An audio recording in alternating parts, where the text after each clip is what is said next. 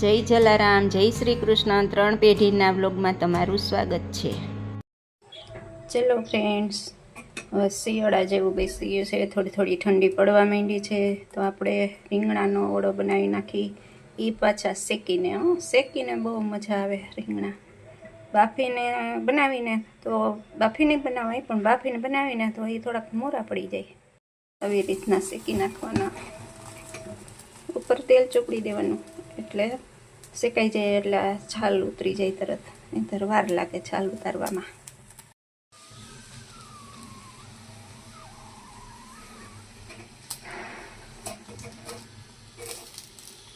આવી રીતે થોડીક વારે ફેરવતું જવાનું.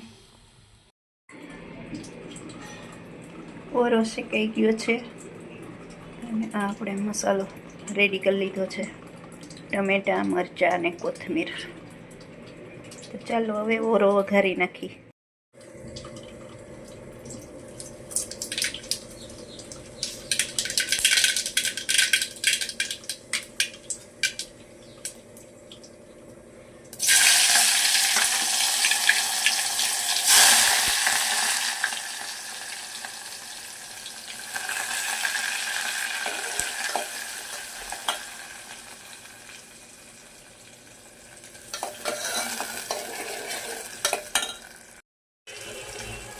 આપણે મરચાં ને ટમેટાં નાખી દીધા છે ને ચડવા આવ્યા છે.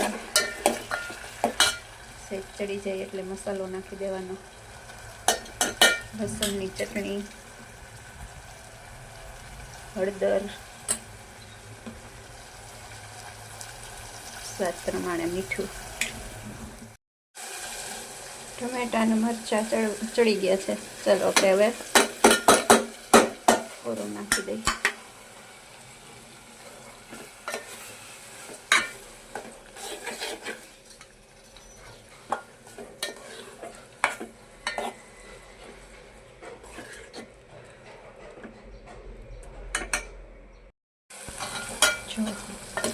ઓરો સરસ બની ગયો છે.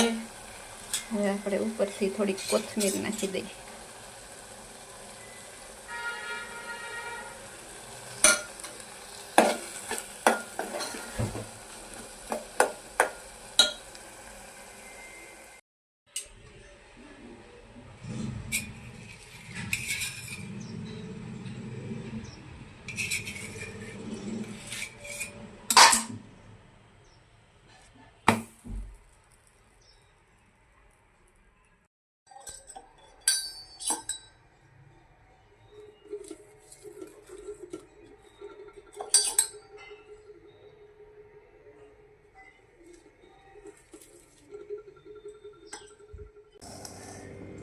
રીંગણાનો ઓળો, મેથીનું લોટવાળું શાક, મેથીની ભાજી અને રોટલી અને પાપડ,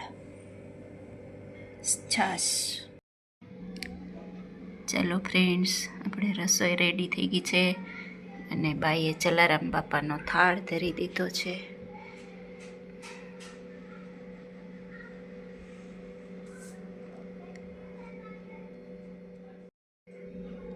અમે દરરોજ જલારામ બાપાનો થાળ ધરી છીએ. એવું નહીં કે પછી ફૂલ થાળી ગમે તે આપણે રસોઈ બનાવી હોય એ દરરોજ ધરી દેવાની. ગુરુવારે સ્વીટ બનાવી, બાકી જે રસોઈ બનાવી હોય એ ધરી દેવાની. જો તમને અમારો બ્લોગ ગમ્યો હોય તો લાઈક, શેર, સબસ્ક્રાઈબ કરવાનું ભૂલતા નહીં. Bye bye.